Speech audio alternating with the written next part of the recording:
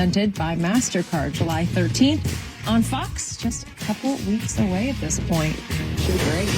Paul George has had an up and down postseason. He has shot under 40% from the floor in 6 games, but has also had 5 games of 30-plus points, including his 41 points in Monday's Game 5 win. So, Shannon, scale of 1 to 10, how much do you trust Paul George tonight? Right now, Skip, I trust him 10 or more so than I trust CP3 and Devin Booker. Now, do I trust him in him in a nutshell? Just him in a vacuum? I say I give him, after what he showed me the other night, I'm going to say I'll give him 6.83.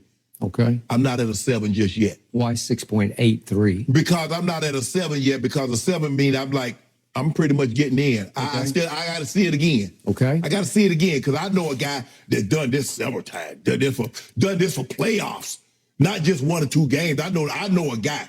I don't need you to talk about who he is or where he is or what he do. I just know. I don't even know who you're talking about. Good. I'm glad you don't know who I'm talking about. Whatever happened to that guy? I don't know. Don't worry about it. He's busy.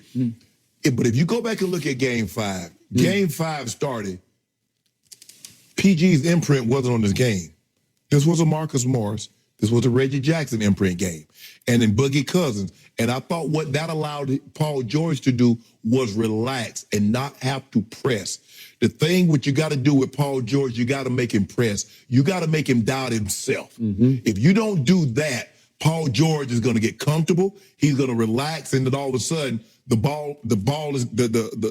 rim is going to look like the ocean, and he's in the middle of it. And no matter what he throws over, is going in.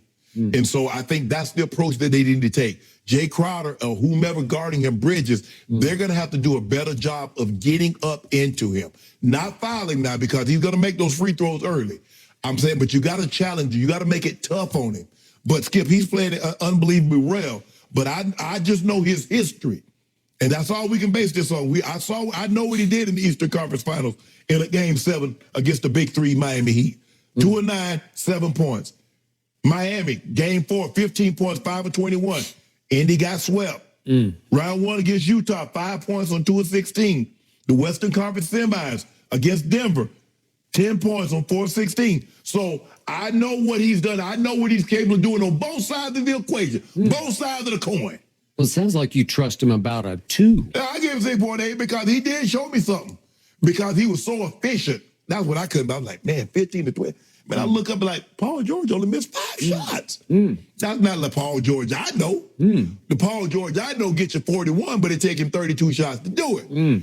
He got 41 on 20 shots. But as you just said, your guy, LeGon James, he did this regularly, and your trust in him was a 10. Yeah, but I'm talking about a guy that's an 18-time, that's a 17-time starter in the All-Star game, a 13-time first-team All-NBA player. Well, I appreciate that you keep putting Paul George in the same conversation with LeGon James. Skip. But see, once you reach the superstar status, the expectations are the same. Now, once your career is done, we'll judge you accordingly. We'll say, okay, yeah, but he played well, but was he to that level? No. But right now, Paul George is a superstar. He's the best player in this series. And so, with that being said, I trust him more than I trust Book and CP3, but I'm not all in like you probably all in. So I gave him 6.83. I'm up to an 8 in my trustability of one Paul George, because I just look at the numbers across the board. For these playoffs, he's 27, 10, and 6 for the whole 18-game playoff run. For this series, he's 30, 11, and 6. It's just gold. He is a star. He can do things few other players can do, and he keeps doing them at a very high level to fill the stat sheet. The man that I'm trying to figure this 180 that you've done. I haven't done, but I did it from the start of this year. I told you coming out of game number 1 at Staples when he shot you guys out of your own gym. You do realize you gave him the name George Paul. Back when he was at Indiana only. And I have not used it all year. It followed him to OKC, and it followed him his first year in LA. You called him that. Now you his biggest supporter. I just saw a different body language. I saw him grow up and toughen up right before your very eyes. I've been saying it all year. Okay. And I love what he's done without Kawhi because it forced him into a leadership role and a takeover role that he didn't have before. I'm going to see if you have talking like this tomorrow. You're okay, well, here's now I'm going to be honest about this. My biggest concern is sheer minutes played. Oh, no. Time out. This man has played 735 minutes. They have ridden this thoroughbred almost to a dead heat at the finish line because he has now played 130 more minutes than the next guy on the list in the whole playoffs, and that's Devin Booker. He's played 151 more minutes than anybody on his own team, who would be Reggie Jackson. That's extraordinary. That's 41 minutes a night where you're just driving him, and at some point he will start hitting the wall. We saw it in two surges the other night, late first quarter and early fourth quarter.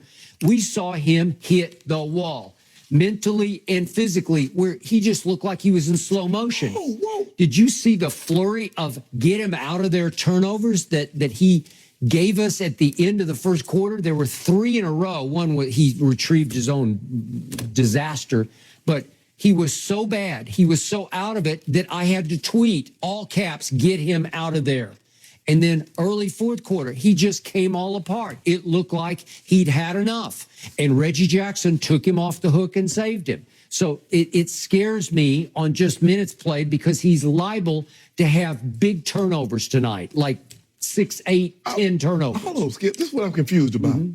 I remember there have been times that I've told you LeBron James was tired. LeBron James was a racehorse. You rode him, and when you couldn't ride him anymore, you turned him into a plow horse. And when he couldn't plow the fields anymore, you tried to kill him and turn him into glue. Now, Paul George, you make the very excuses that you wouldn't allow me to use for LeBron James. Talk about minutes, and he might be tired. But he can't get tired. That's what you told me about superstars. LeBron never played 130 more minutes than anybody else in the playoffs. Yes! No, he did not. Yes! Well, all I heard in that crucial turning point game 4 in the 2015 and what'd finals. You say?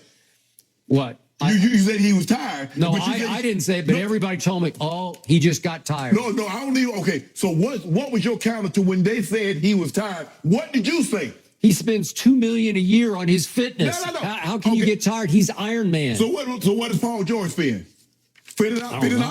I don't know. Probably, yeah. Probably about 75. No. Hold on. He told you he got back with his trainer. The trainer that got him right. The one that had him third in the MVP discussion. No. So I will not allow you to use any argument for some other player about fatigue and about tiredness when you wouldn't allow me to use it about the GOAT.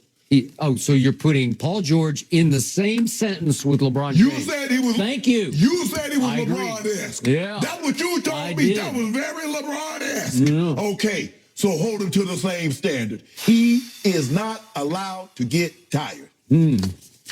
Well, he got tired in game 5, and he better not get tired in game 6. He's had 48 hours to recover. Yeah, and I happen to know his trainer, and I love his trainer, and I hope his trainer got him real right tonight. Shannon, you mentioned LeBron there. You mentioned him a couple times. So game 6 in Staples will be exciting, but no LeBron James. How much do the playoffs actually miss him? That's next. Seriously?